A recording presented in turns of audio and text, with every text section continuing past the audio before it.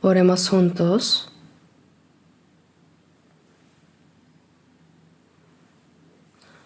Nuestro Padre Dios, santo y misericordioso, que nos amas. En estos últimos tiempos que tú has determinado, este mundo se llena más de pecado y confusión. Aun en medio de eso nos has llamado a la salvación y nos has dado la vida eterna y esperanza. Te agradecemos por esta gracia tan grande. También te agradecemos porque en esta hora nosotros, los redimidos por la sangre preciosa del Señor, estamos reunidos nuevamente ante ti para alabar tu gran gracia y amor, para aprender tu palabra y tener comunión en tu santa presencia. Te pedimos por nuestras iglesias en todo el país y por todas las iglesias del mundo, y por los hermanos que están guardando su fe y predicando el Evangelio en medio de muchas dificultades. Acompáñalos, Señor, con tu gracia más abundante, con tu palabra y el poder del Espíritu Santo, para que puedan predicar tu Evangelio con valentía en medio de cualquier tribulación, y para que en el resto de sus vidas puedan cumplir tu santa voluntad y dar gloria a tu nombre. Te rogamos que con tu mano misericordiosa sostengas a cada uno de nosotros para que ninguno se pierda ante ti, Señor. Señor, tú que nos enseñas el camino a seguir, con tu palabra siempre en el momento oportuno, ayúdanos a comprender bien tu palabra y tu santa voluntad que deseas revelarnos en esta hora. Todo esto hemos orado en el nombre de nuestro Salvador Jesucristo. Amén. Busquemos San Marcos, capítulo 2, Marcos 2,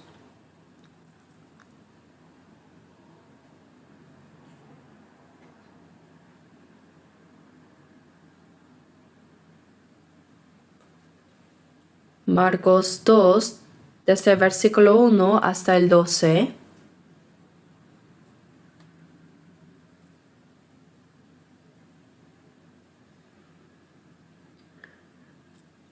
Al 12. Entró Jesús otra vez en Capernaum después de algunos días, y se oyó que estaba en casa. E inmediatamente se juntaron muchos, de manera que ya no cabían ni aun a la puerta, y les predicaba la palabra. Entonces vinieron a él unos trayendo un paralítico, que era cargado por 4. Y como no podían acercarse a él a causa de la multitud, descubrieron el techo de donde estaba, y haciendo una apertura, bajaron el lecho en que yacía el paralítico. Al ver Jesús la fe de ellos, dijo al paralítico: Hijo, tus pecados te son perdonados. Estaban ahí sentados algunos de los escribas, los cuales cavilaban en sus corazones: ¿por qué habla éste así? Blasfemias dice. ¿Quién puede perdonar pecados sino solo Dios? Y conociendo luego Jesús en su espíritu, que cavilaban de esta manera dentro de sí mismos, les dijo: ¿por qué caviláis así en vuestros corazones? ¿Qué es más fácil decir al paralítico: tus pecados te son perdonados? ¿O decirle: levántate, toma tu lecho y anda?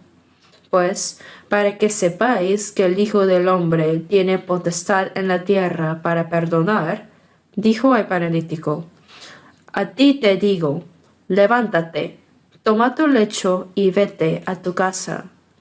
Entonces él se levantó enseguida y tomando su lecho salió delante de todos, de manera que todos se asombraron y glorificaron a Dios, diciendo: nunca hemos visto tal cosa.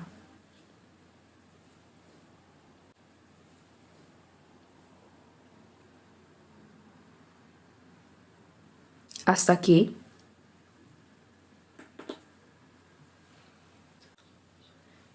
nuevo año 2025 ha comenzado.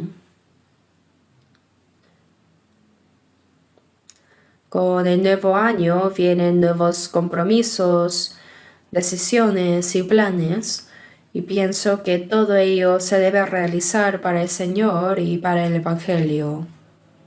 Y justo a partir de mañana tendremos el primer seminario de la Biblia del año. Comenzando desde este primer seminario, debemos predicar la asombrosa y maravillosa gracia y amor de Dios, es decir, el mensaje de salvación que hemos recibido para que muchas almas puedan comprender esto y ser salvadas. Dios realiza la obra de salvar a los pecadores, pero lo hace a través de quienes recibieron la salvación primero. Esta es la manera que Dios ha establecido para salvar las almas de los hombres. Así que tenemos una gran responsabilidad de predicar este evangelio.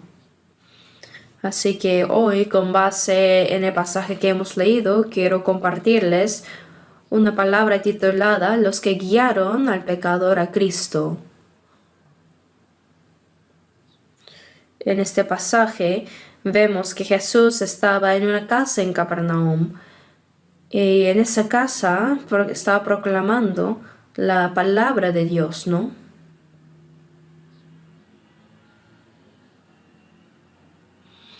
Y si vemos el capítulo 1, dice que Jesús había sanado a muchos enfermos y ya había predicado en Capernaum. Por eso dice que Jesús entró otra vez en Capernaum. Quiere decir que después de enseñar y sanar ya en ese lugar, después de unos días, regresó otra vez a esa ciudad y se encontraba en una casa. Al escuchar esta noticia, muchas personas se reunieron y la casa se llenó tanto que ya no cabía nadie más, ¿no? Ni siquiera se podía entrar, dice. En ese lugar Jesús seguía predicando la palabra a los hombres. Y en ese momento unas personas le trajeron a un paralítico. Sí, 4 hombres llevaron al paralítico en una camilla. Ellos habían venido con un profundo anhelo y deseo, con el deseo de que el Señor lo sanara. Mientras Jesús estaba enseñando a la multitud, trajeron al paralítico. Trajeron al paralítico, un hombre que no podía moverse para nada. Era inmóvil y como un cadáver muerto, se podría decir. Estaba vivo, sí, pero completamente incapacitado. Esto nos recuerda el estado de las almas que no han recibido la salvación. Las almas de los no salvos están muertas en sus delitos y pecados, por eso sí tienen alma, pero no pueden hacer nada espiritualmente, ¿cierto? Pero estos 4 hombres que trajeron a este paralítico, evidentemente eran creyentes en Jesús.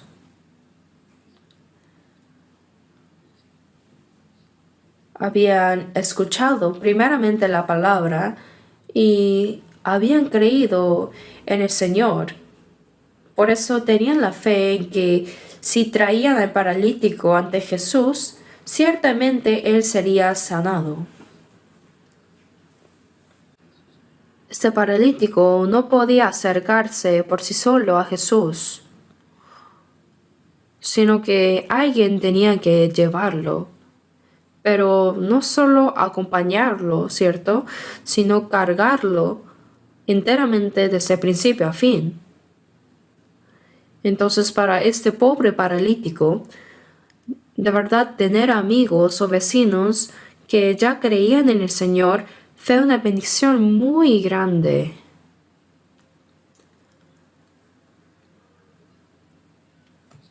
Estos 4 hombres compartían un propósito común de llevar al paralítico ante Jesús para que pudiera ser sanado.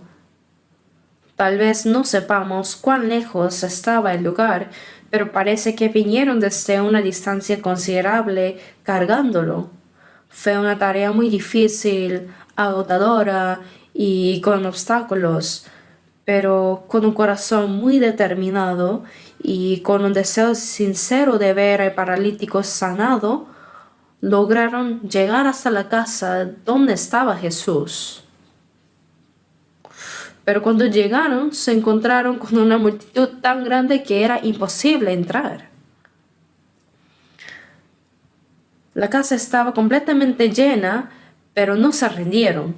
Pensaron en una solución, y eso es que las casas de los judíos en esa época, bueno, eran diferentes de las nuestras de ahora. Muchas de ellas tenían escaleras exteriores que llevaban un techo plano. Aunque no conocemos, ¿no?, los detalles exactos de la estructura de esta casa, dice que subieron al techo y comenzaron a quitar parte de él. Dice, descubrieron el techo de donde estaba. Pensaron que seguro aquí está Jesús.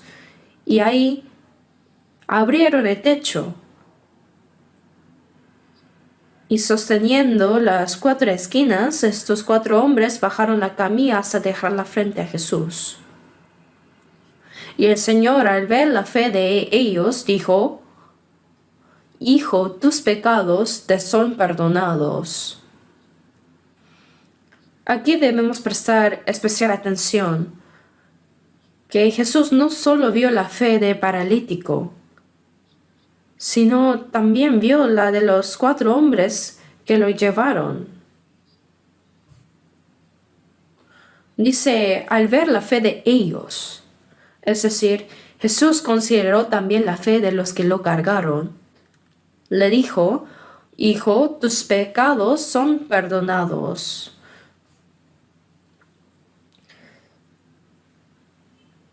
Si nos imaginamos esta escena,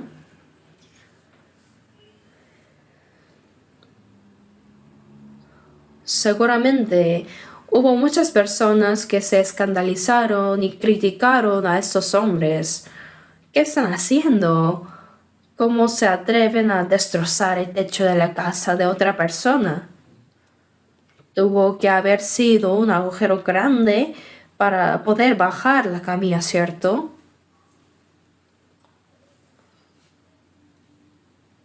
Sin embargo, a estos 4 hombres no les importaron nada. No les preocupó lo difícil que fue ni las críticas que pudieron recibir, porque estaban enteramente enfocados en un único propósito de llevar al paralítico ante Jesús para que fuera sanado.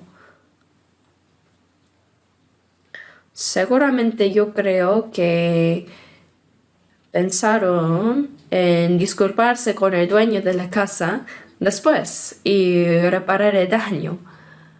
Pero en ese momento su único objetivo era cumplir con su misión. Jesús, al ver la fe de ellos, no solo del paralítico, sino también de quienes lo trajeron, él dijo: Hijo, tus pecados te son perdonados.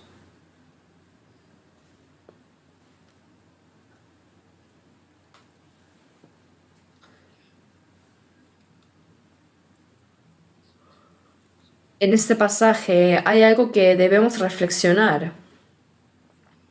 Y eso es que el paralítico no podía acercarse al Señor por sí mismo. no podía moverse para nada, era como un hombre muerto. Y necesitaba que alguien lo llevara hasta Jesús. Esto nos da una lección muy importante, que para que una persona no salva reciba la salvación, los que fueron salvados primero deben esforzarse y trabajar anhelosamente para guiarlos hacia la salvación. No hay otra manera. Los que fueron salvos primeros deben amar a las almas perdidas y tener un anhelo profundo de guiarlas hacia el Señor. Esto requiere sacrificio, también esfuerzo. Sin esta dedicación, es imposible que alguien más sea salvo. Esta es una lección crucial para nosotros. Dios ha establecido que las almas sean salvadas a través de las oraciones, el amor y los esfuerzos de los que fueron salvados primeros. Esta es la manera que Dios ha decidido usar. Y a través de este proceso que Dios quiere, Él manifestará su poder de salvación.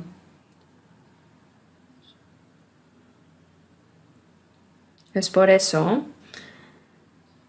que para que alguien sea salvo es indispensable la ayuda de aquellos que fueron salvos primeros.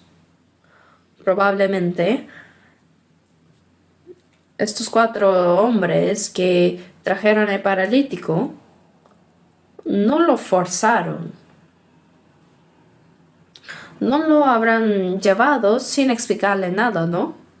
Sino antes de actuar, seguramente le explicaron sobre quién era Jesús y que él tenía el poder de sanar cualquier enfermedad.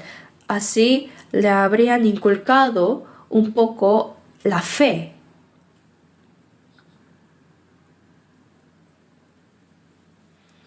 De este modo, el paralítico, escuchando a sus amigos, habrían sentido en su corazón profundo deseo de ser sanado y también una esperanza de que Jesús podía sanarlo.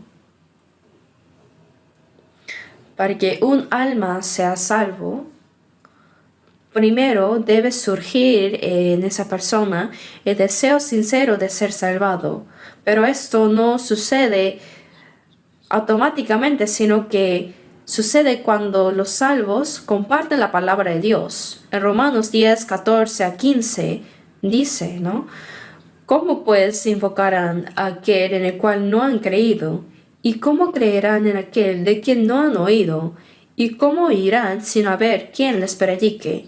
Jesús ya completó la obra de la eterna redención en la cruz.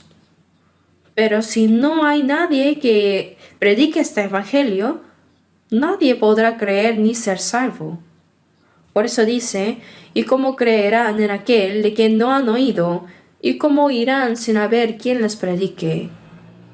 Además, a los que han recibido la salvación, Jesús les dijo, como me envió el Padre, así también yo os envío. Antes de ser salvos, nacimos en este mundo para recibir la salvación. Y gracias a la ayuda de los hermanos que fueron salvos antes que nosotros, entendimos la gracia de Dios y llegamos a recibir la salvación. Y ahora es nuestra responsabilidad como salvos compartir este evangelio, este mensaje con otros. Y es la mayor misión que el Señor nos ha dado. Por tanto, que otra alma reciba la salvación a través de los salvos es la manera que Dios ha establecido para salvar a los pecadores. Entonces, para que uno sea salvo, es imprescindible el esfuerzo y la dedicación de los que han sido salvados primeramente.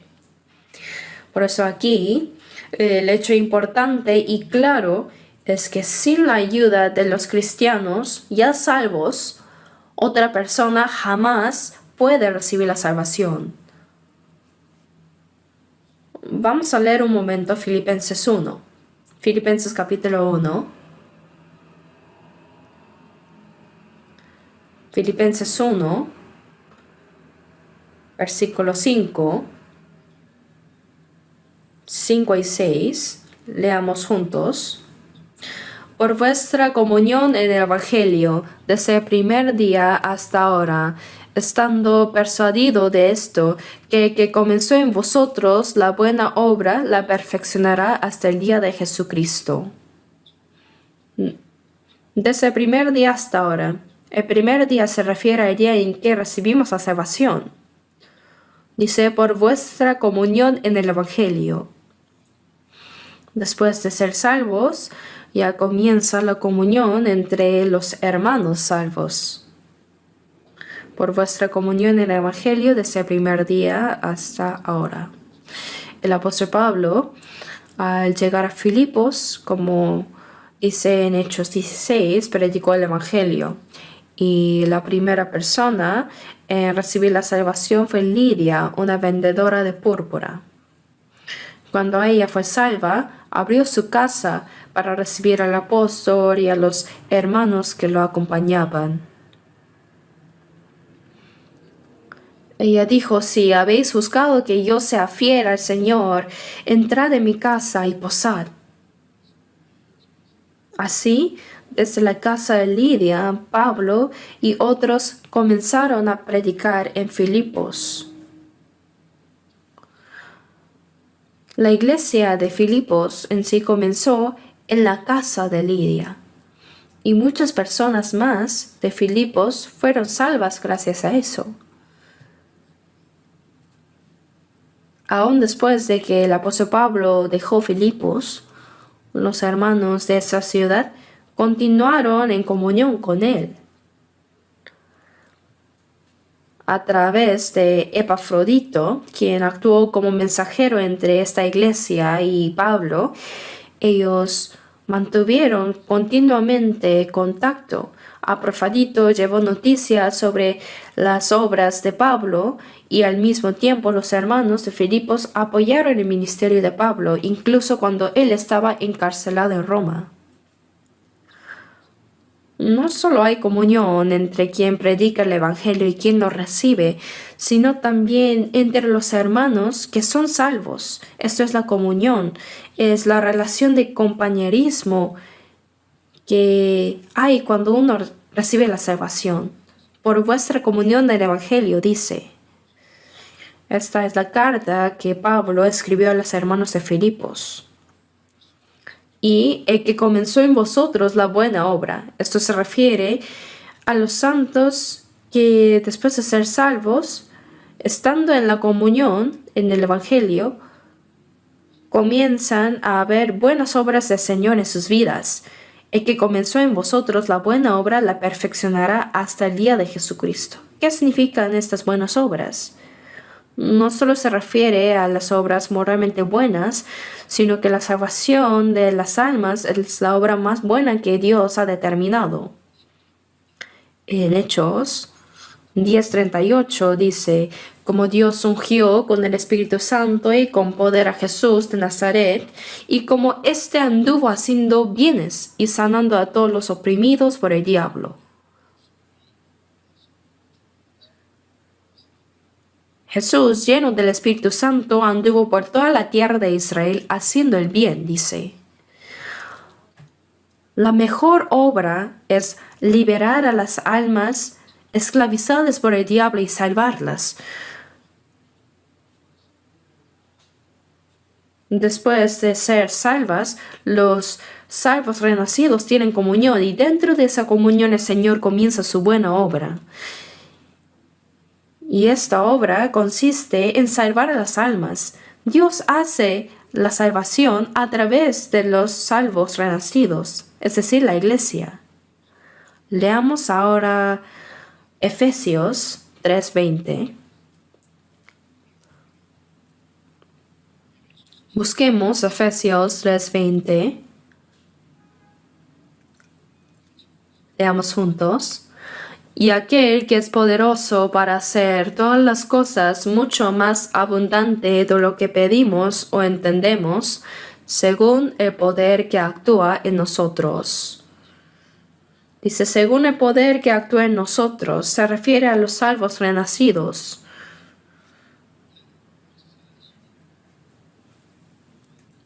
Significa que Dios actúa a través de nosotros, los salvos. Así como la cabeza piensa, planea y desea hacer algo a través de su cuerpo, el Señor desea trabajar a través de su cuerpo, que es la iglesia. El poder que actúa en nosotros. El que comenzó en vosotros la buena obra. El Señor comienza las buenas obras a través en los corazones de los salvos. Él es poderoso para hacer todas las cosas mucho más abundante de lo que pedimos. Realmente pedimos muchas cosas al Señor, ¿no? Pero lo que más anhelan y piden los salvos es por la salvación de los familiares, vecinos y amigos que todavía no son salvos, ¿verdad? Ese corazón tan ferviente, anheloso de que reciban la salvación. Para esto oramos y nos esforzamos. Él es poderoso para hacer todas las cosas. El Señor puede. El Señor realiza su obra a través de los cristianos renacidos. Pero si un salvo no tiene deseo de orar por la salvación de otros, ni predica, ni se esfuerza, entonces nadie más será salvo. Es porque Dios hace la obra de salvación a través de los redimidos. Sin embargo, muchas personas piensan que predicar, es decir, guiar a alguien a Cristo, solo consiste en llevarlo al templo. Pero no es así. Hay muchas personas que, aunque asisten a la iglesia toda su vida, no llegan a ser salvas. No solo debemos llevar a las personas a la iglesia, sino también ayudarlas a escuchar la palabra que puede salvarlas. Debemos ayudarlas a escuchar el mensaje de salvación. Guiar a alguien a Cristo significa ayudarle a escuchar ese mensaje de salvación. En Juan 4, 28 y 30 encontramos a una mujer samaritana que tenía muchos pecados. Ella había tenido 5 maridos y estaba con el sexto. Era una mujer con problemas, ¿no? Sin embargo, esta mujer pecadora también esperaba la venida de Cristo. En el pozo de Samaria, ella se encontró con Jesús. Y Jesús sabía cuántos pecados tenía esa mujer. Entonces comenzó a experimentar una sed, no tanta física, sino una sed de salvar a esa pecadora. Así que mientras hablaba con ella, el Señor le dijo, porque 5 maridos has tenido y el que ahora tienes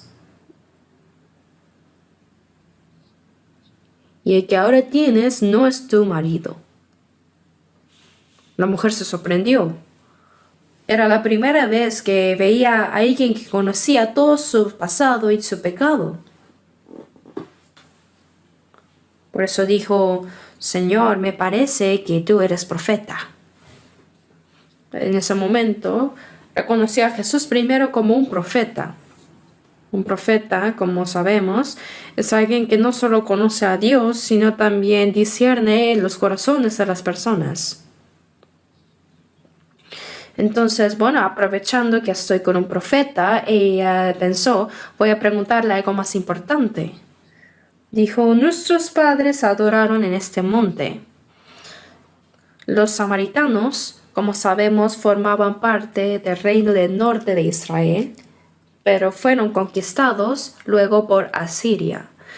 El reino del norte de Israel cayó alrededor del año 213 a.C. Pero el Israel del norte se mezcló entre los asirios y los judíos. Así, al mezclarse con los gentiles, los judíos depreciaban mucho a los samaritanos. Los trataban como perros y ni siquiera se relacionaban con ellos. Pero estos samaritanos construyeron un templo en el monte Gerizim y adoraban ahí. Dijo: nuestros padres adoraron en este monte y vosotros decís que en Jerusalén es el lugar donde se debe adorar. Entonces, ¿cuál es correcto? Jesús respondió: la hora viene cuando ni en este monte ni en Jerusalén adoraréis al Padre, mas la hora viene, y ahora es, cuando los verdaderos adoradores adorarán al Padre en espíritu y en verdad. Dios es espíritu, y los que le adoran en espíritu y en verdad es necesario que adoren. Entonces la mujer samaritana dijo: sé que ha de venir el Mesías, llamada de Cristo. Cuando Él venga, nos declarará todas las cosas. Y Jesús le dijo: yo soy el que habla contigo. Yo soy el Cristo. En ese momento, Jesús abrió el corazón de la mujer samaritana, y ella quedó asombrada al darse cuenta de que estaba frente a Cristo. Y al instante dejó su cántaro y corrió al pueblo samaritano, gritando como loca: venid, ved a un hombre que me ha dicho todo cuanto he hecho. ¿No será este Cristo? Todo lo que había hecho era pecado, ¿no es así? Esta mujer, que antes escondía su pecado y evitaba a las personas, iba sola a sacar agua al mediodía bajo el sol tan fuerte porque nadie la quería tratar. Pero ahora, sin vergüenza de sus pecados, exclamaba: venid, ved a un hombre que me ha dicho todo cuanto he hecho. Venid y ved. La predicación es sencilla, es venid y ved. Venid y ved. Sus palabras estaban llenas con tanta convicción que, como dicen Proverbios, las palabras de quien testifica con certeza tiene fuerza. Las palabras de esta mujer no eran comunes. Hablaba con tanta certeza que los samaritanos la siguieron y vinieron ante Jesús, escucharon sus palabras y llevaron a Jesús a Samaria, donde él permaneció durante 2 días predicando el Evangelio, y muchos samaritanos fueron salvos. Aquí vemos que a través de una mujer samaritana pecadora, muchas personas en el pueblo de Samaria llegaron a entender el Evangelio y recibir la salvación. Esto demuestra que el hecho de que el Evangelio se transmita de un salvo a otro es parte del plan de Dios. No importa si es una persona o muchas las que reciben la salvación. En Hechos 16:31 encontramos al carcelero de Filipos, ¿no? Pablo y Silas fueron a Filipos a predicar el Evangelio, pero fueron arrestados. Los judíos los golpearon, les quitaron la ropa y los encerraron en una prisión subterránea, poniéndoles grilletes. Los carceleros vigilaban las puertas de esta prisión, y a medianoche Pablo y Silas estaban orando y cantando himnos a Dios. Aunque sus cuerpos estaban heridos y sangrando y sufriendo, se alegraban profundamente por sufrir por el Evangelio del Señor. Estaban orando y cantando alabanzas. De repente las puertas de la prisión se abrieron y las cadenas se soltaron. Los carceleros estaban profundamente dormidos y cuando uno despertó y vio que las puertas de la prisión estaban abiertas, se asustó mucho. Pensó que todos los prisioneros habían escapado y si ellos escapaban, el carcelero debía pagar con su vida. Entonces el carcelero sacó su propia espada para quitarse la vida. Pero Pablo le dijo, no te hagas ningún mal, pues todos estamos aquí. Aunque las puertas de la prisión estaban abiertas y las cadenas se habían soltado, nadie había huido. Todos estamos aquí, dijo Pablo. El carcelero se asombró tanto y les preguntó, Señores, ¿qué debo hacer para ser salvo? Era una pregunta sobre su alma. Él reconoció que estos hombres eran enviados por Dios. ¿Qué debo hacer para ser salvo? Entonces el apóstol Pablo respondió con una palabra muy clara, Hechos 16:31, cree en el Señor Jesucristo y serás salvo tú y tu casa.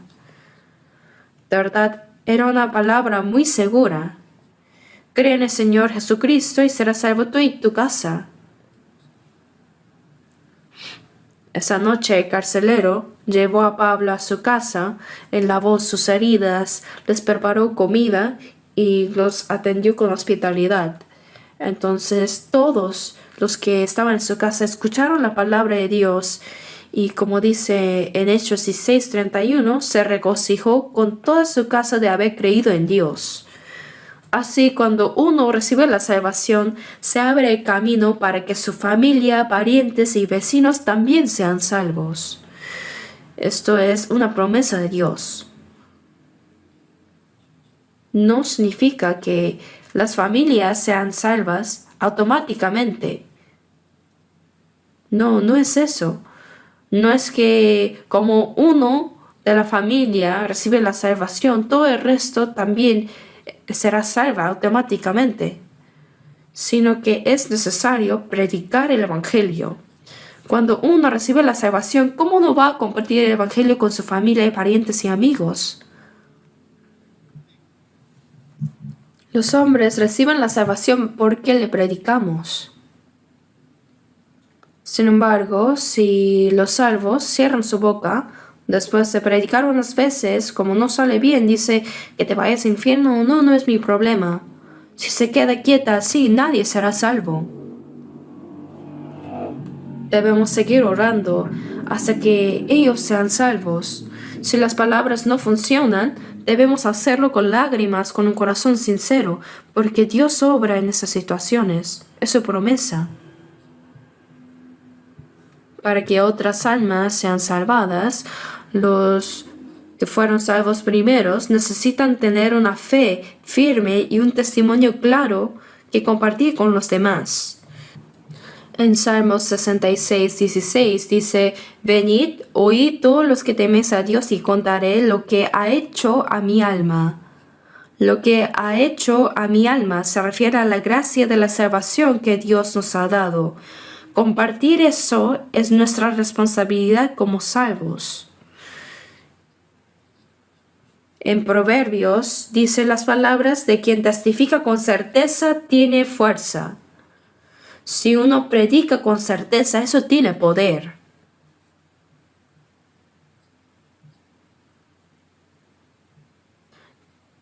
Tiene poder de mover los corazones de las personas a través de los salvos. Así Dios salva a las otras almas.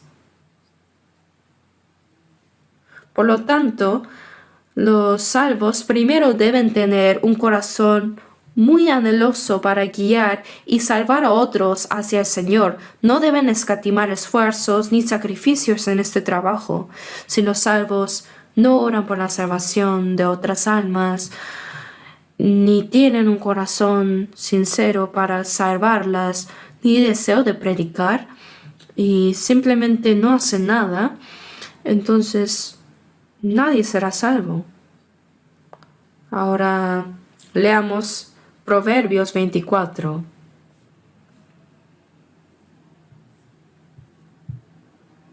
Proverbios 24.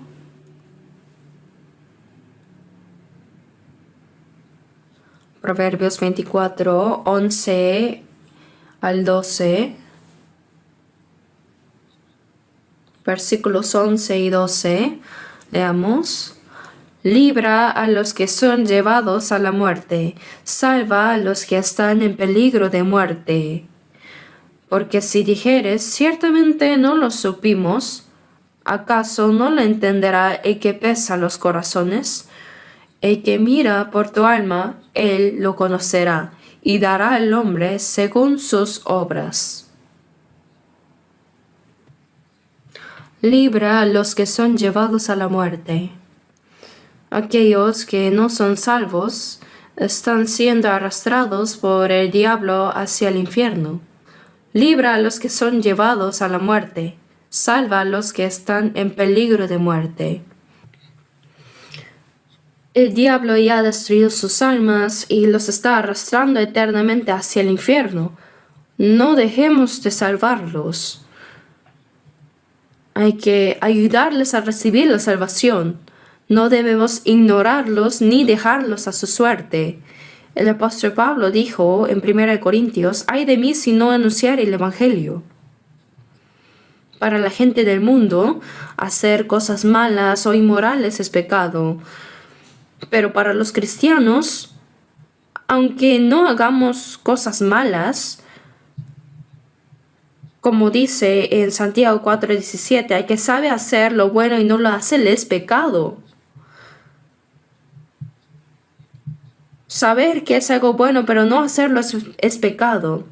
Y entre todas las buenas obras, la mejor es predicar el Evangelio a los que están caminando hacia el infierno y salvar sus almas. Eso es lo que Dios desea.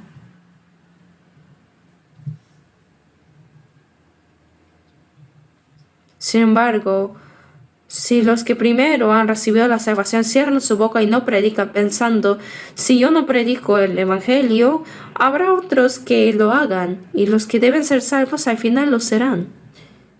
Con este corazón nadie será salvo. Por eso debemos tener un corazón sincero. Para salvar a otros, orar, esforzarnos y no escatimar nuestros sacrificios. Porque si dijeres, ciertamente no lo supimos.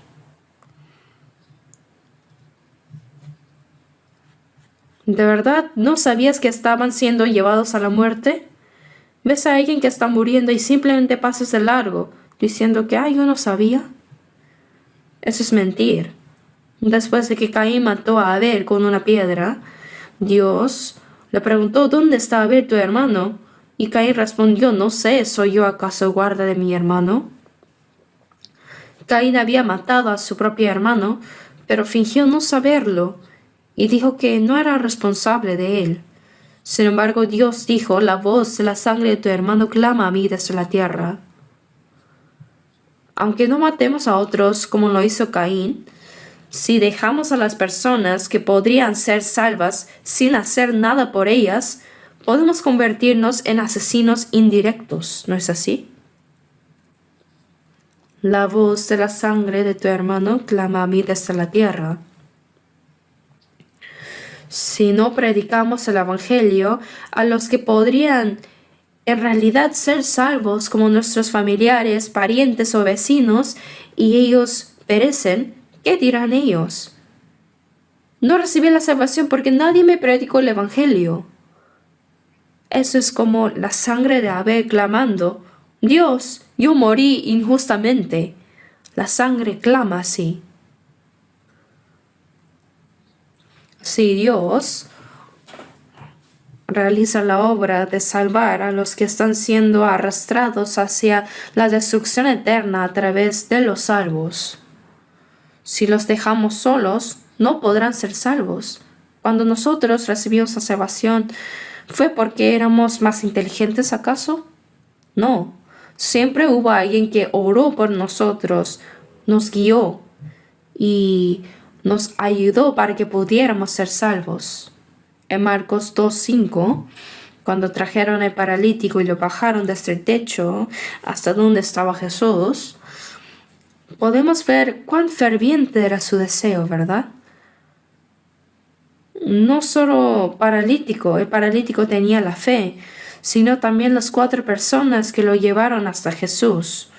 Jesús lo sabía. Al ver la fe de ellos, dice, le dijo al paralítico: hijo, tus pecados te son perdonados. Aquí la fe de ellos no solo se refiere a la fe del paralítico quien estaba en la camilla, sino a los que lo trajeron. Lo que debemos reflexionar aquí es que los primeros salvos, si ellos oran fervientemente y tienen el corazón sincero para salvar a otros, se esfuerzan y se sacrifican, Dios realmente salvará las almas a través de su fe. Sí, pero aunque una persona haya recibido la salvación primero, no tiene ningún deseo de salvar a otros, ni se esfuerza, ni se sacrifica, entonces simplemente nada sucederá. Dios no puede salvar a través de esa persona. Pero Jesús, al ver la fe de ellos, dijo al paralítico: hijo, tus pecados te son perdonados. ¿Qué buscaba este paralítico al venir delante del Señor con tanto anhelo? Quería ser sanado de su enfermedad. Vino a Jesús con el deseo de ser sanado físicamente. Sin embargo, en lugar de decirle que se levantara y caminara, Jesús le dijo: tus pecados te son perdonados. Así muchas personas buscan al Señor, pero lo hacen por razones equivocadas. Algunos siguen a Jesús porque vieron sus señales, como cuando multiplicó los panes para alimentarlos. Otros lo buscan para ser sanados de enfermedades. Pero Jesús no vino simplemente para sanar enfermedades físicas ni para resolver problemas materiales, sino que Él vino para salvar a las almas que están muertas en pecados. En Juan 5:21 Jesús dijo: porque como el Padre levanta a los muertos y les da vida, así también el Hijo a los que quiere da vida. Esto se refiere a dar vida a los muertos, a las almas que están espiritualmente muertas. Esta es la misión de Jesús. La salvación no puede obtenerse por buenas obras o esfuerzos humanos. Ningún esfuerzo humano ni acción virtuosa puede resolver el problema del pecado. Es porque la paga de pecado es muerte. Para que el pecado sea perdonado, alguien sin pecado debe morir en su lugar. En Levítico 17:11 dice: porque la vida de la carne en la sangre está, y yo os la he dado para hacer expiación sobre el altar por vuestras almas. La sangre misma hará expiación de la persona. Tanto en los hombres como en los animales, la vida está en la sangre. Aunque el descubrimiento médico de que la vida está en la sangre es relativamente reciente, Dios ya lo había dicho hace 3500 años en Levítico 17:11. ¿No? Porque la vida de la carne en la sangre está. Dios dio la sangre para hacer expiación en el altar, pero no cualquier sangre. No cualquier sangre. No la sangre de cabras ni de becerros, sino solo por la sangre preciosa del unigénito Hijo de Dios, Jesucristo. En 1 Pedro 1, versículo 18, dice: sabiendo que fuisteis rescatados de vuestra vana manera de vivir, la cual recibisteis de vuestros padres, no con cosas corruptibles como oro o plata, sino con la sangre preciosa de Cristo, como de un cordero, sin mancha y sin contaminación. Para perdonar los pecados, el Hijo unigénito de Dios, sin pecado, tuvo que morir y derramar su sangre. Es la manera que escogió Dios. En Hebreos 9:12 dice: no por sangre de machos cabríos ni de becerros, sino por su propia sangre entró una vez para siempre en el lugar santísimo, habiendo obtenido eterna redención. Además, en Hebreos 9:22 dice: sin derramamiento de sangre no se hace remisión. Sin el derramamiento de sangre no hay perdón de pecados y sin eso no hay salvación tampoco. Absolutamente es necesario el derramamiento de sangre, pero no la sangre de animales. En la época del Antiguo Testamento, los israelíes derramaban la sangre de corderos, cabras y becerros y la esparcían. Pero eso era solo una promesa de que en el futuro el Hijo unigénito de Dios Cristo moriría en lugar de ellos para perdonar sus pecados. En 1 Juan 3:15 dice, y sabéis que Él apareció para quitar nuestros pecados y no hay pecado en Él. Aquel que no tiene pecado vino a este mundo para quitar nuestros pecados, como un cordero sin mancha. Así que Cristo, quien no tenía pecado, murió en nuestro lugar y derramó su sangre por nuestros pecados eternamente. Cuando Jesús le dijo al paralítico, Hijo, tus pecados te son perdonados, aunque todavía él no había muerto en la cruz, lo dijo basándose en el hecho de que él moriría en la cruz para expiar los pecados de la humanidad. Los pecados te son perdonados. En Isaías 44:22, que fue escrito 700 años antes de la venida de Jesús, el profeta Isaías dijo, yo deshice como una nube tus rebeliones y como niebla tus pecados, vuélvete a mí porque yo te redimí. Aunque fue escrito 700 años antes de Jesús, Isaías profetizó que Jesús vendrá para expiar los pecados de la humanidad.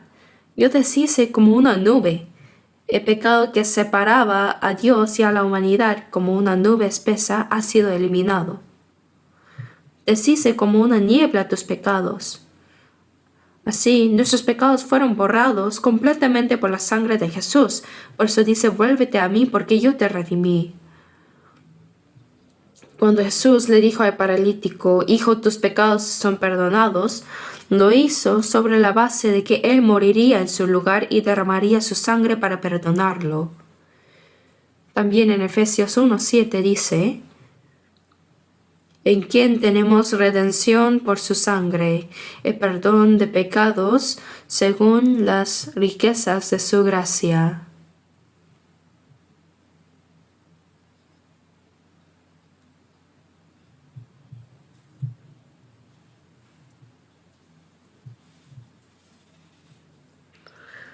Por la abundante gracia de Dios, hemos sido redimidos por su sangre. La redención significa ser rescatados o comprados a un precio. Y el perdón de pecados y la salvación son palabras equivalentes. Por eso ahora recibimos el perdón de nuestros pecados también por la sangre de Jesús.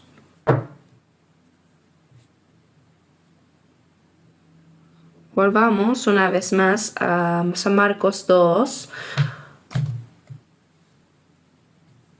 versículo 5. Al ver Jesús la fe de ellos, dijo al paralítico, Hijo, tus pecados te son perdonados. Estaban ahí sentados algunos de los escribas, los cuales cavilaban en sus corazones. ¿Por qué habla este así? Blasfemias dice. ¿Quién puede perdonar pecados sino solo Dios? Y conociendo luego Jesús en su espíritu, que clavaban de esta manera dentro de sí mismos, les dijo, ¿por qué caviláis así en vuestros corazones?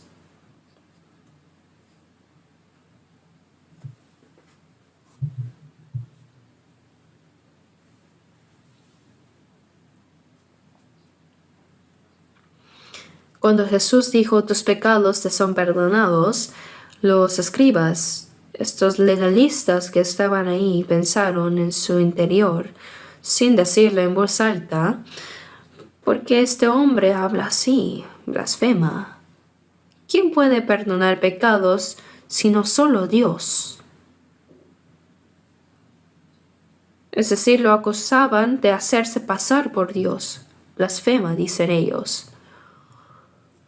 Pero Jesús conocía sus pensamientos internos. Jesús, sabiendo que los escribas lo juzgaban así, sus pensamientos, les dijo, ¿por qué caviláis así en vuestros corazones? Estas personas todavía no sabían quién era Jesús. En Juan 10:30 dice, yo y el Padre uno somos. ¿Quién es Jesús? Él no es simplemente un hombre. Filipenses 2:6-7 dice, el cual siendo en forma de Dios, no estimó el ser igual a Dios como cosa a que aferrarse. Él vino en forma de del hombre. Se sometió a la voluntad de Dios hasta la muerte de la cruz para salvarnos. Siendo Dios mismo, Él dejó su posición y se hizo hombre. Dios se hizo como hombre.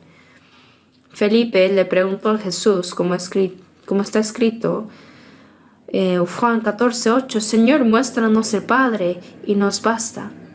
Jesús le dijo, ¿tanto tiempo hace que estoy con vosotros y no me has conocido, Felipe?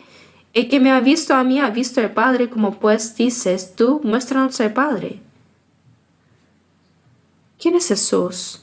Es Dios manifestado en forma humana. ¿No es cierto que a través de Jesús Dios mostró su amor, su palabra y su poder, resucitando muertos, limpiando leprosos, dando vista a los ciegos, haciendo obras que solo Dios puede hacer? Y sobre la autoridad de perdonar pecados, los judíos, como aún no sabían quién era Jesús, cuando Él dijo, tus pecados te son perdonados, dijeron blasfema, porque es blasfemia que un hombre pretenda ser Dios. En la ley del Antiguo Testamento se ordenaba apedrear a quien se hiciera pasar por Dios. El Señor les dijo, ¿por qué pensáis estas cosas? Y les preguntó también, ¿qué es más fácil decir al paralítico? ¿Tus pecados te son perdonados? ¿O decirle, levántate, toma tu lecho y anda? ¿Cuál es más fácil? Ninguna de las dos. Tus pecados te son perdonados es algo que solo Dios puede decir. Y toma tu lecho y anda no puede hacerse sin el poder de Dios. Ambas son palabras difíciles, pero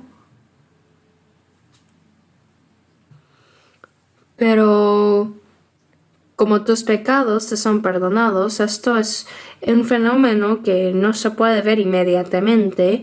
Podrían pensar que es más fácil decirlo, ¿no? Pero para la gente, decir, levántate, toma tu lecho y anda sería más difícil. En realidad los dos son difíciles.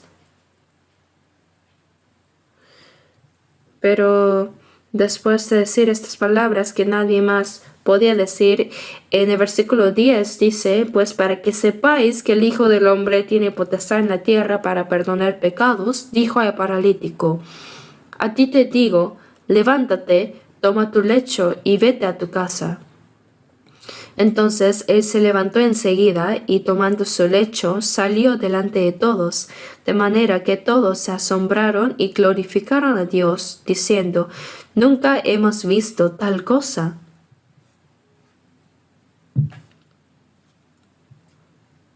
Nunca vieron tal cosa.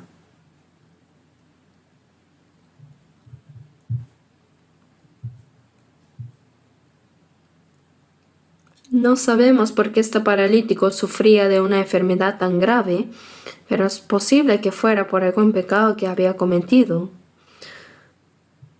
Todo sufrimiento y aflicción que viene sobre el ser humano es consecuencia del pecado. En Santiago 5 dice, ¿está algún enfermo entre vosotros? Llame a los ancianos de la iglesia y oren por él, ungiéndolo con aceite en el nombre del Señor. Confiesen sus pecados y oren los unos por los otros. Como hay enfermedades y diversos sufrimientos a causa del pecado, lo más importante es primero recibir el perdón de pecados. Confesaos vuestras ofensas unos a otros y orad unos por otros para que seáis sanados, dice. Por eso, primero Dios perdona los pecados y después sana las enfermedades físicas. Esta es la obra de Dios. Jesús no vino a resolver problemas físicos, sino a salvar las almas de las personas. Como cordero de la expiación, Él murió como un cordero para cumplir la expiación de los pecados de la humanidad. En San Juan 5:27 dice, y también le dio autoridad de hacer juicio por cuanto es el Hijo del Hombre. Jesús recibió la autoridad para perdonar pecados y salvar, y hasta recibió la autoridad para juzgar. Él es el Señor de la vida y también el Señor del juicio. Entonces, son dos opciones: o reconocemos ahora la gracia de Dios y recibimos la salvación, o enfrentamos el juicio después. El Señor también es quien juzga. Por eso en Juan 3:8 dice, el que en Él cree no es condenado, pero el que no cree ya es condenado porque no ha creído en el nombre del unigénito Hijo de Dios. ¿Qué es lo que cree el creyente? Cree que Jesús murió en nuestro lugar, recibió el juicio y expió nuestros pecados. Quien cree esto ya no necesita ser juzgado porque el Señor lo recibió en nuestro lugar. Pero el que no cree esto ya ha sido condenado porque no ha creído, dice. El Señor es quien nos salva y también es quien juzga a los que no creen. Por eso también es el Señor del juicio. Veamos brevemente San Juan 20. Juan capítulo 20, leamos.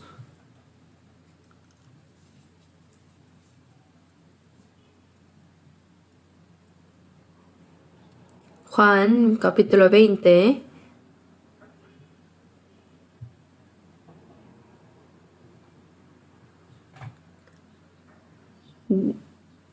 Versículo 20.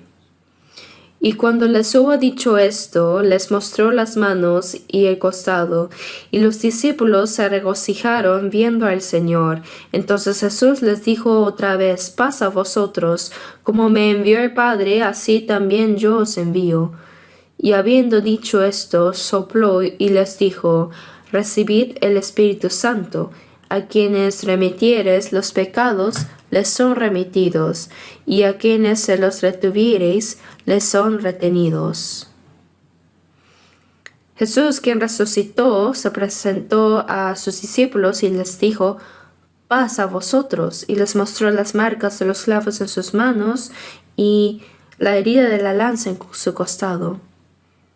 Jesús resucitado manifestó a sus discípulos la realidad de su sufrimiento y resurrección, y les dijo, como me envió el Padre, así también yo os envío. Jesús fue enviado por el Padre, ¿verdad? En Juan 6 dice, porque descendió del cielo no para hacer mi voluntad, sino la voluntad del que me envió. La voluntad del Padre era que el que no tenía pecado muriera en nuestro lugar. La noche antes de morir, Jesús en el huerto de Getsemaní dijo, Padre, no sea lo que yo quiero, sino lo que tú. La voluntad del Padre era que su Hijo unigénito muriera y derramara su sangre para perdonar los pecados de la humanidad. Por eso, como me envió el Padre, dijo, Jesús cumplió tal cual la voluntad del Padre que lo envió, muriendo en la cruz para quitar los pecados de la humanidad. Ahora Jesús, después de resucitar, dijo, como me envió el Padre, así también yo os envío. ¿Para qué nos envió? Jesús vino para llevar a cabo la obra de la salvación muriendo en la cruz, y nosotros somos enviados para predicar esta verdad. Así también yo os envío. Y diciendo esto, sopló y les dijo, recibid el Espíritu Santo. En Juan 15 dice, cuando venga el Consolador, Él dará testimonio acerca de mí. El Espíritu Santo vino para dar testimonio de Jesús. Jesús vino a realizar la obra de la salvación y después de cumplirla, el Espíritu vino para dar testimonio de lo que Jesús había realizado. Por eso, después de decir recibid el Espíritu Santo, dijo, a quienes remitiereis los pecados, les son remitidos, y a quienes se los retuviereis, les son retenidos. Esta es una declaración asombrosa. Jesús es quien recibió la autoridad para perdonar pecados. Él murió en la cruz y derramó toda su sangre preciosa para la obra del perdón de pecados. Y nosotros, al predicar esta verdad, también hemos recibido la autoridad para perdonar los pecados de los hombres. ¿Me dejo entender? Él dijo, a quienes remitieres los pecados les son remitidos. En el catolicismo dicen que el Papa recibió esa autoridad. En San Mateo 16, cuando Pedro confesó a Jesús, tú eres el Cristo, el Hijo del Dios viviente, Jesús respondió, no te lo reveló carne ni sangre, sino mi Padre que está en los cielos. Y a ti te daré las llaves del reino de los cielos, y todo lo que atares en la tierra será atado en los cielos, y todo lo que desatares en la tierra será desatado en los cielos. Ahora en el catolicismo dicen que el Papa también recibió esa autoridad. En Mateo 16, cuando Pedro confesó a Jesús, tú eres el Cristo, el Hijo de Dios viviente, Jesús le respondió, no te lo reveló carne ni sangre, sino mi Padre que está en los cielos. Y a ti te daré las llaves del reino de los cielos, y todo lo que atares en la tierra será atado en los cielos, y todo lo que desatares en la tierra será desatado en los cielos. En el catolicismo dicen que Pedro así recibió las llaves del reino de los cielos, que él fue el primer papa y que el obispo de Roma es el sucesor de Pedro. Por eso, aunque hay obispos en otras regiones, el obispo de Roma es el sucesor de Pedro. Entonces dicen que él recibió las llaves del reino. Y como el Papa no puede hacer todo este trabajo solo, dicen que los sacerdotes son quienes ejercen esta autoridad en su nombre con las llaves. A quienes remitieres, los pecados les son remitidos. Así que dicen que ha recibido esta autoridad para perdonar pecados. Todo lo que desatares en la tierra será desatado en los cielos. Desatar en la tierra significa resolver el problema de pecado entre Dios y el hombre. Entonces se reserva en el cielo, y todo lo que atares en la tierra será atada en los cielos. Y si se retiene, así quedará. En la Iglesia Católica piensan que los sacerdotes actúan en nombre del Papa. Esto es la confesión, ¿no? Si confiesas tus pecados, ellos te dicen, tus pecados son perdonados, entonces se perdonan. O tus pecados no son perdonados, entonces así tal cual se quedan. Pero no se trata de eso. Cuando predicamos que Jesús perdonó eternamente nuestros pecados en la cruz, las personas reciben el perdón. Y si no lo predicamos y lo dejamos así, siguen en el camino al infierno. ¿No es esto asombroso? Este mandato de predicar el Evangelio es el mayor mandamiento que el Señor ha dado a los santos salvos. Es la mayor misión de los cristianos y es el propósito de la vida cristiana. Salmos 118, 17 dice, no moriré, sino que viviré y contaré las obras de Jehová. ¿Cuál es el propósito por el que una persona salva debe vivir más tiempo? Es proclamar esta verdad. Después de decirle al paralítico, Jesús, que tus pecados te son perdonados, al decirle, toma tu lecho y anda, Jesús demostró en la práctica que tenía autoridad para perdonar pecados.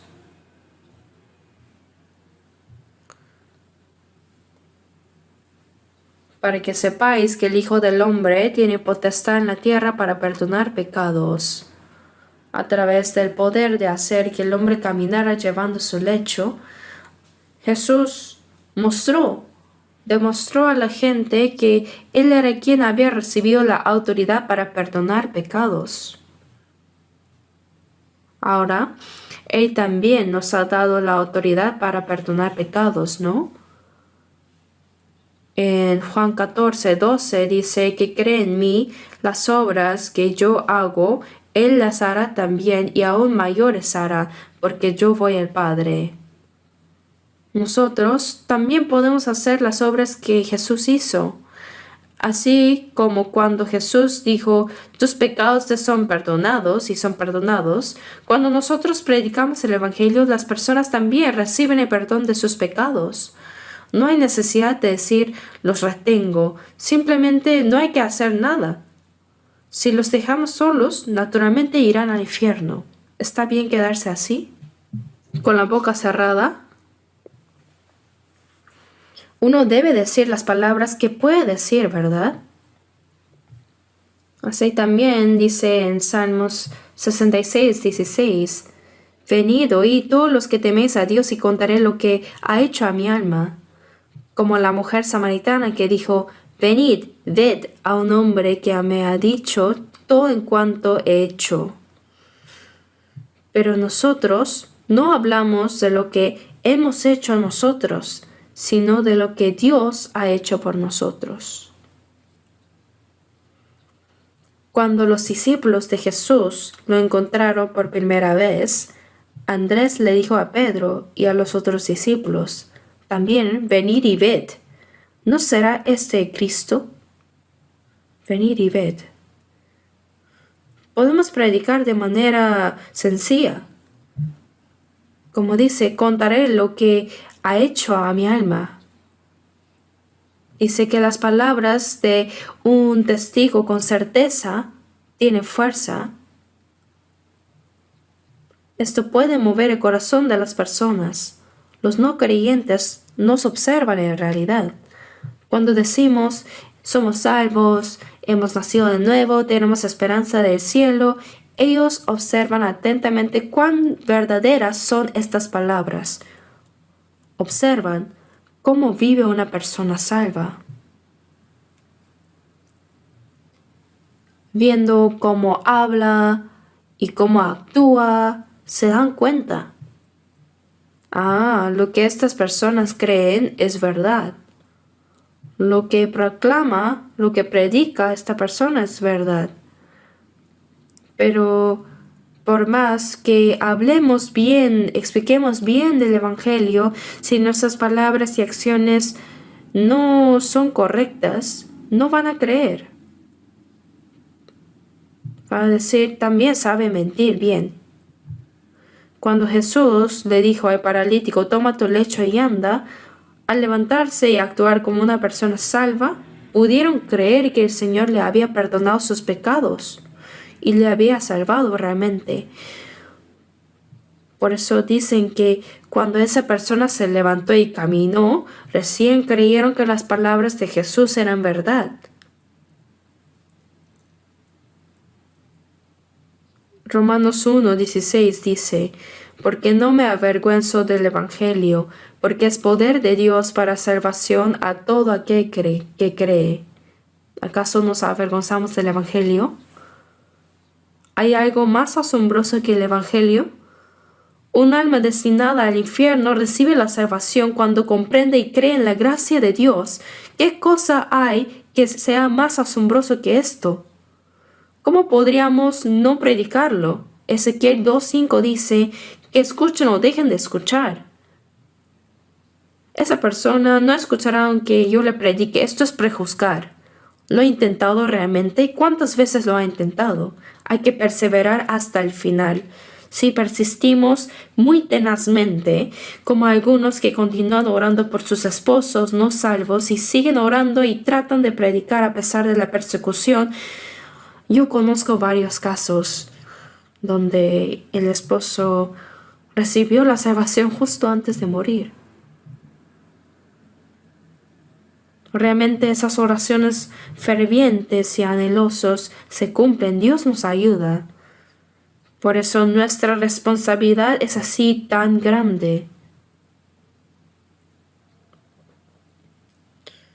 Jesús es el Cristo, el Salvador.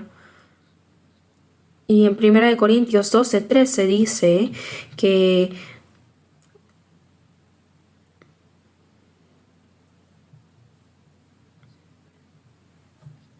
las personas salvas también son otro Cristo.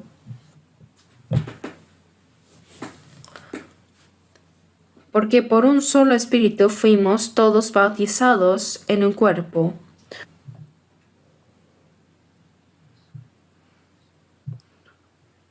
Como fuimos bautizados y seguimos al mismo espíritu, también hacemos lo que hizo el Señor. Por eso somos pequeños Cristos, pequeños en este mundo. Predicar es un evangelio que se nos ha dado. para salvar a las almas. Si escondemos este privilegio y no predicamos, si no predicamos este evangelio, ay de nosotros, dice. En Juan 5:24 dice, el que oye mi palabra y crea que me envió tiene vida eterna, y no vendrá condenación, mas ha pasado de muerte a vida.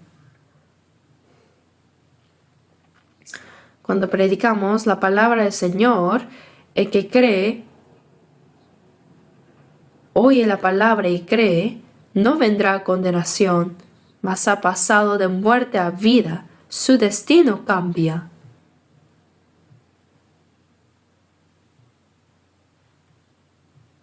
Y cuando Jesús le dijo al paralítico que se levantara y anduviera, tomó su lecho y caminó. Y toda la gente se asombró diciendo, nunca hemos visto cosa semejante. No solo se asombraron, sino que se dieron cuenta y comprendieron que Jesús tenía autoridad para perdonar pecados. Nosotros no debemos guardar solo para nosotros mismos esta maravillosa salvación que el Señor nos ha dado, sino que debemos compartirla. Predicar y orar. Y como los 4 hombres que llevaron al paralítico ante Jesús, sin importar cuántos seamos, si tenemos un mismo propósito, el Señor ciertamente obrará a través de nuestro trabajo, de nuestro esfuerzo y sacrificio para salvar las almas.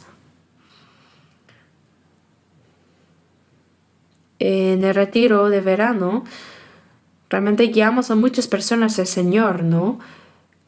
Ellos vienen porque escuchan las palabras de los salvos. Si no fuera así, ¿cómo vendrían esas personas? Mientras otros escapan del calor yendo a la playa o viajando al extranjero para disfrutar, las personas salvas oran fervientemente y se esfuerzan, y así los demás son atraídos al retiro y finalmente al oír la palabra comprenden. No puede suceder esto sin la oración, sin el esfuerzo y sacrificio de los salvos. ¿Qué pasa si nos cruzamos los brazos diciendo, aunque yo no haga nada, todo saldrá bien? Aunque haya un seminario de la Biblia, ¿acaso la obra de la salvación ocurre por sí sola? Si yo no lo hago, otros lo harán, ¿es verdad? Entonces, ¿podemos evadir nuestra responsabilidad así? Como dice Proverbios 24:12, no sabíamos esto, diciendo que no sabían qué bien mienten. No sabían que si dejan a esa persona, así irá al infierno. Esta vez, realmente debemos orar juntos y determinar con anticipación a quienes predicaremos, como los que llevaron al paralítico. Debemos traerlos ante el Señor para que escuchen la palabra y sean salvas. Cuando muchas personas reciben la salvación, esto glorifica a Dios. En Juan 15:8 dice, en esto es glorificado mi Padre, en que deis mucho fruto y así probéis que sois mis discípulos. Que muchas personas reciban la salvación es dar frutos, y esto glorifica a Dios. Cuando predicamos y muchas personas se salvan, esto trae gran gozo y gloria a Dios, y es una evidencia de que somos discípulos de Cristo y no solo de palabras. Los discípulos de Cristo hacen lo que Cristo hace, obedecen, actúan según su ejemplo. Así que trabajemos juntos para que muchas personas reciban la salvación esta vez también. Oremos juntos. Padre misericordioso, te agradecemos porque tuviste compasión de nosotros cuando estábamos lejos de ti en pecado. Y aun cuando no te conocíamos, tú nos amaste primero, y por la sangre preciosa que el Señor derramó al morir en nuestro lugar, perdonaste eternamente nuestros pecados. Gracias porque tu Espíritu Santo nos ha permitido comprender esta maravillosa gracia y hemos recibido la salvación por la fe. A nosotros, los que fuimos redimidos por la sangre del Señor, ayúdanos para que en el resto de nuestras vidas podamos cumplir la misión de predicar este Evangelio que nos encomendaste, dedicando nuestro tiempo, nuestro talento, recurso y fuerza para guiar las almas perdidas hacia ti. Te pedimos que bendigas este seminario que está por comenzar para que muchas personas se salven y que sea un gozo y gloria para ti, Padre. Ayúdanos a los hermanos salvos para que trabajemos y cooperemos juntos para esta gran y santa obra. Encomendamos todo en tus manos poderosas y oramos en el nombre de nuestro Señor Jesús. Amén.